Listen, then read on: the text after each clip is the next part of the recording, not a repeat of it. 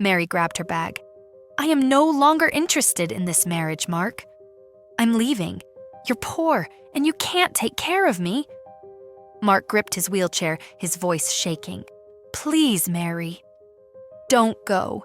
If you leave, who will take care of our son? She scoffed. That's your problem. Then, she yanked the door open. Tommy dropped to his knees, tears streaming down his face. Mom, please don't go. Who will take care of me and Dad? You know Dad can't walk anymore. Mary sighed. I love you, Tommy, but I have to go. Take care of your father. Tommy sobbed. I'm still small. How will I provide? Mary turned away and walked through the door. Mark burst into tears as Mary disappeared. Tommy wiped his own tears and held his father's hand. Don't cry, Dad. Everything will be fine.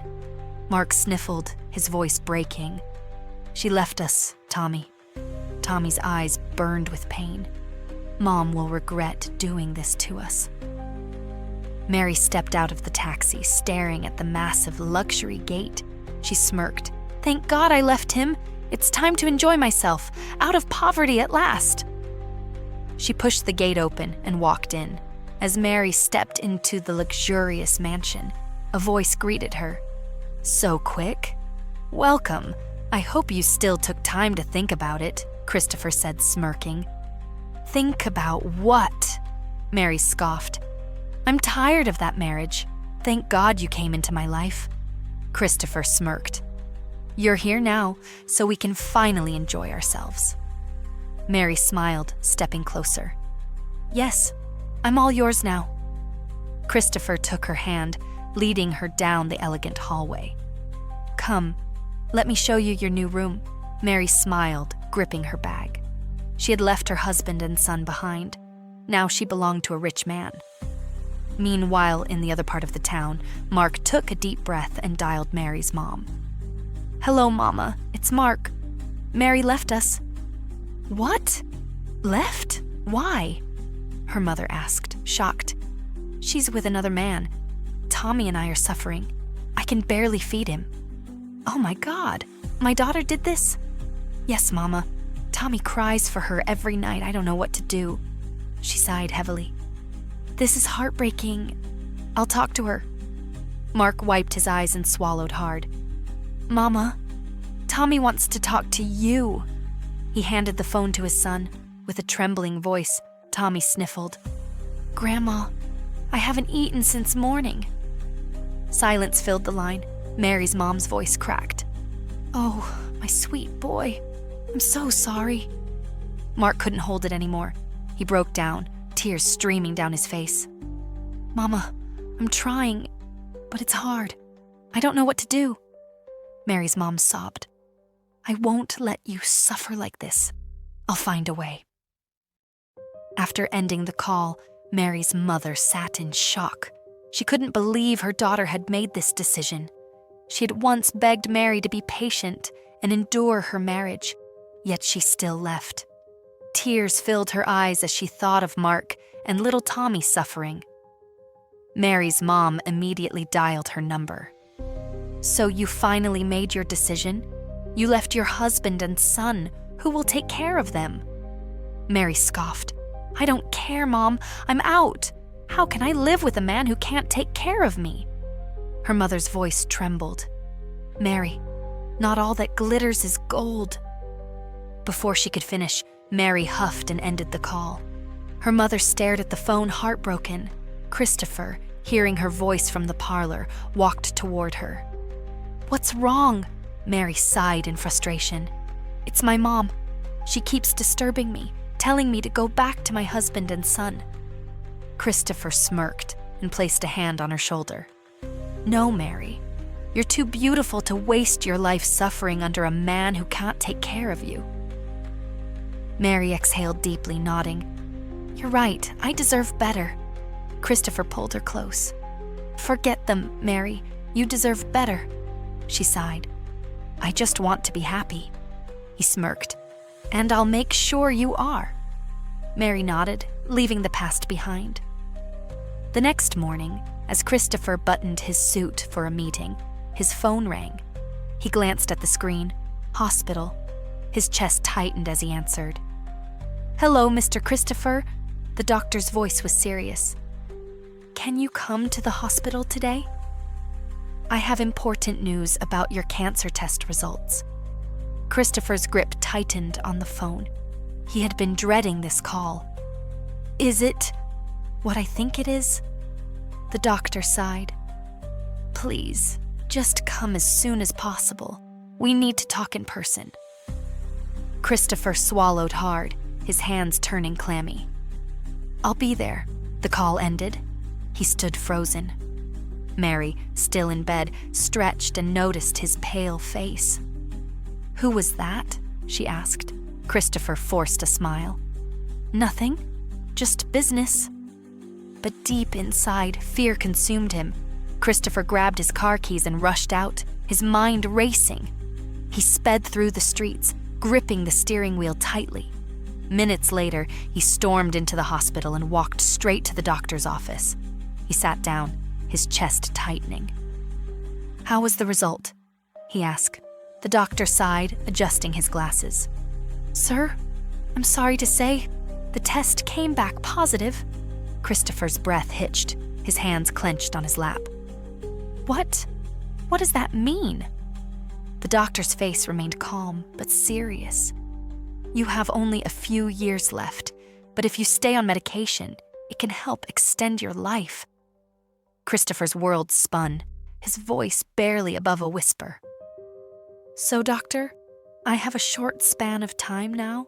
The doctor nodded solemnly. Christopher stood slowly, his legs feeling weak. Without another word, he turned and walked out of the office, his mind numb. Meanwhile, one afternoon, Tommy walked the streets, his eyes filled with tears. "Please help me. I'm hungry. My father can't walk anymore. I'm the only one to provide for him. My mother left us." A man stopped in front of him. "Hey, boy, why aren't you in school?"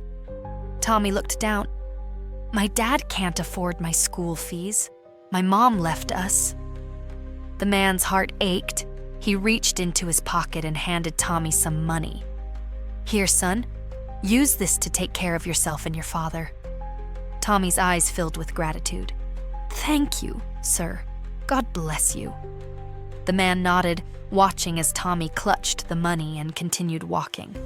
As Tommy walked, a group of boys pointed at him, laughing. "Look at the poor little beggar." Shame burned in his chest. Tears filled his eyes as he turned and ran, desperate to escape. He didn't see the speeding car. Horns blared, tires screeched. Bang! Tommy's small body hit the ground, still. People gasped, rushing toward him. His fingers twitched slightly as he whispered weakly, "Dad." Then, his eyes slowly closed. A rich woman stepped out of the luxury SUV, her eyes wide. "Oh my God!" she gasped. People gathered around as Tommy lay still. "We need to get him to a hospital!" someone shouted. Without hesitation, they lifted him into the car. "Drive fast!" the woman ordered as the vehicle sped off. As soon as they arrived at the hospital, nurses rushed out. Without wasting time, they carefully carried Tommy into the patient room for urgent treatment. Hours later, after the nurses had finished treating Tommy and left the room, Mrs. Victoria sat beside his bed, watching him. She sighed deeply, clasping her hands.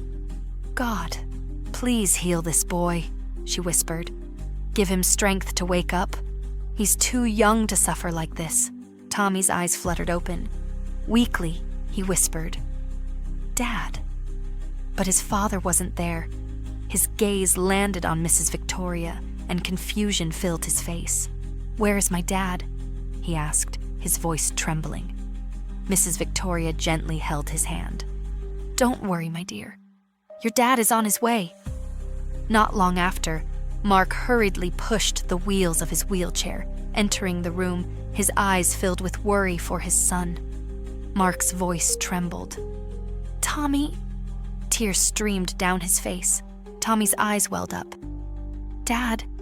In that moment, emotions overwhelmed them, and they both burst into tears. Mrs. Victoria stepped forward. Sir, it's okay. Thank God your son is getting better. Mrs. Victoria sighed. Where is his mother? Mark's voice broke. She left. She abandoned me and her son months ago. Mrs. Victoria sighed deeply. Let's call her and let her know what happened to her son. Mark nodded. Okay, but she hasn't been picking my calls. I hope she answers this time. Mary picked up, her tone cold. What is it, you poor man? How many times have I warned you not to call me? Mark's voice trembled. It's Tommy. He had an accident, Mary scoffed. And so? What do you want me to do about it? Mrs. Victoria's eyes widened in shock after hearing Mary's cold response on the phone. Mark took a deep breath. Mary, please, just come over. Your son needs you. Mary scoffed. Don't ever call me again. She ended the call. Silence filled the room. Tommy, lying on the hospital bed, opened his mouth slowly. Why is Mom so desperate? Why is she so wicked? I promise one day she will regret her actions. Mrs. Victoria gently patted his shoulder. It's fine, boy. Don't hold on to pain. Mark moved closer, holding Tommy's hand tightly. It's fine, my boy. Don't worry. God is there for us. Deep down, Mrs. Victoria felt deep sympathy for Tommy and his father. She couldn't ignore their pain and was willing to help change their situation for the better. One day, Christopher visited his friend Clinton. As he sat down, his face looked heavy with sadness. Clinton smiled, happy to see him. Chris, my guy. Long time? Let me get you a drink? He walked to the kitchen and returned with a chilled bottle. Handing it to Christopher, he finally noticed his friend's troubled expression. Chris, what's wrong? Clinton asked, concern in his voice. Christopher sighed deeply. Clinton, I wish I had good news. Clinton's smile faded. What happened? Christopher looked down, his hands shaking. It's my health. My cancer test results came back. Clinton's smile faded. How was it, Chris? Christopher took a deep breath. It's positive? Clinton's eyes widened in shock. He moved closer. Positive? Christopher nodded, his voice trembling. The doctor said, I have only a few years to live. Clinton felt terrible for Christopher. You mean, I'm going to lose you in a few years? His voice broke, and tears slipped from his eyes. Christopher sighed deeply, looking at Clinton. Since this has happened, there's something I need to tell you about Mary, my fiancée. Clinton wiped his tears. What about her? Christopher shook his head. I don't trust her. She's only in my house to enjoy life and claim my property when I'm gone. Clinton frowned. Are you sure? Christopher nodded. Yes. If anything happens to me, please inform my family. She's a gold digger, and I don't want her taking everything. Clinton held Christopher's hand. Don't worry about that.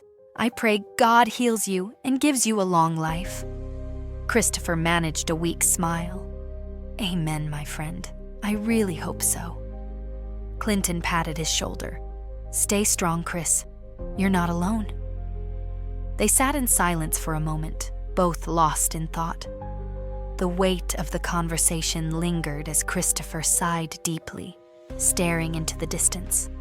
Meanwhile, Mrs. Victoria visited the hospital to check on Tommy and arrange for his discharge. She smiled warmly as she approached Mr. Mark. Good afternoon, sir. How is Tommy doing today? Mr. Mark returned a grateful smile. Good afternoon, ma'am. He's much better, thanks to you. Mrs. Victoria nodded and walked toward Tommy's bed. She gently touched his hand. Hey, brave boy. How are you feeling now? Tommy looked up at her with a small smile. I'm good, ma'am. Thank you for helping me. Mrs. Victoria smiled. I'm glad to hear that, Tommy. Mrs. Victoria turned to Mr. Mark. Sir, I've been thinking. Tommy is still very young, and in his condition, he needs better care. I would like you both to move into my house so I can help. Mr. Mark was surprised by her kindness, but nodded. Thank you, ma'am. I'll do it for Tommy's sake. Mrs. Victoria smiled at Tommy. Would you like to come and live with me? Tommy's face lit up. Yes, ma'am. I would love to. Just then, the doctor walked in. Good news, Tommy. You're ready to go home. Mr. Mark nodded gratefully. Mrs. Victoria completed the paperwork, and soon they were ready to leave. She held Tommy's hand gently as they stepped out of the hospital, a new chapter beginning for them. As they arrived at the luxury apartment, Tommy and Mr. Mark couldn't believe their eyes. The grand house felt like a dream come true. Mr. Mark looked around in awe. Is this your house? Mrs. Victoria smiled. Yes, it is. Please feel at home. You're safe here. She walked toward the kitchen. Let me prepare something for you both. Tommy held his father's hand tightly, his eyes shining. Dad, God has really answered our prayers. I told you he was there for us. Mr. Mark's voice cracked with emotion. Yes, my son. He truly did. Tommy wiped his eyes. We were suffering, but now, look at where we are. 3 years later, Christopher lost his battle with cancer and passed away. His death shook everyone, but what followed was even more shocking. Mary, who had once abandoned her family for wealth, was thrown out of the luxury mansion. Christopher's family had no tolerance for a gold digger who only cared about riches. Standing outside with her bags, Mary realized she had lost everything. After few days, with nowhere else to turn, Mary had no choice but to return to her husband and son. As she reached their old home, she froze in shock. It was completely empty. Panic set in. Where are they? She whispered, her heart pounding. Desperation took over, and she rushed to her mother's house, hoping for answers. Mary stood at the doorstep, breathless. Her mother's eyes burned with anger as she crossed her arms. So, you can still come back to me? Her mother scoffed. Leave my house. I don't want to see you. Mom, please, I'm sorry, Mary pleaded. Where are Mark and Tommy? Her mother sighed. They're doing well, living a luxurious life. Mary's eyes widened in shock. Luxury life? How? She stammered, struggling to believe what she had just heard. Mary pleaded with her mother for directions. With a sigh, her mother finally gave her the address. Without hesitation, Mary rushed out, her heart pounding with fear and curiosity. As Mary stepped into the grand compound, a security guard blocked her path. Who are you looking for? He asked firmly. Mr. Mark, she said nervously. The guard called inside, and after a tense pause, Mark's voice came through. Let her in. As Mary stepped into the luxurious mansion, her eyes widened in shock. She saw Tommy, now grown, sitting comfortably watching TV. Tommy! She gasped. Tommy turned, his face frozen in disbelief. Mom, what are you doing here? Before she could speak, Mark stepped out of a room. Wow, Mary. So you finally found us? Mary's eyes widened even more. Mark was standing, on his feet. Mark, my lovely husband, she stammered. I missed you. How are you able to walk again? Mark smirked. Mrs. Victoria helped me get surgery. I can walk again. Tears filled Mary's eyes. Please, forgive me. Mary's heart pounded. Who is Victoria? Hope it's not what I'm thinking. Don't tell me you married another woman. Mark smirked and turned toward the hallway. Honey, please come. We have a visitor. Mark crossed his arms. Mary, Tommy's mother, the woman who abandoned us because I was broke. Mrs. Victoria scoffed. "Oh, wow." "So, what do you want with my husband? He's not yours anymore. Leave now before I call security on you, wicked woman." Tommy felt emotional seeing his mother again, overwhelmed with mixed feelings of sadness and disappointment. With shame and confusion, Mary ran out of the mansion, tears blurring her vision. She flagged down a taxi and gave the driver the address of their old house, the only place left for her. As she stepped inside the abandoned home, emptiness swallowed her whole. She slumped to the floor, sobbing. "I've lost everything," she whispered. Reaching into her bag, she pulled out a small bottle of poison. With trembling hands, she opened it. "Maybe it's better this way," she said, lifting it to her lips. Suddenly, the door burst open. "Mom, stop!" a familiar voice shouted. Tommy rushed forward, snatching the poison from her hands. "Mom, no!" he cried. Mary sobbed. "Tommy, please, let me die. I have nothing left." Tears streamed down Tommy's face as he held her hands. "Mom, it's okay. I have forgiven you. Even if Dad won't take you back, I'm still here. I won't forsake you. I still love you, Mom." Mary broke down, hugging him tightly as her cries filled the empty house. Tommy held his mother's hand and led her away. Mary took a deep breath, realizing she still had a chance to make things right. As they walked together, hope replaced her despair. She had lost everything, but she still had her son's love, and that was enough. Greed and selfishness can lead to destruction. Mary's story teaches us that wealth without love is empty, and family is the greatest treasure. We must cherish those who truly care for us and never take them for granted. Thanks for watching. Subscribe for more story. See you next time. Find out in our next story how karma strike billionaire daughter who humiliate their maid.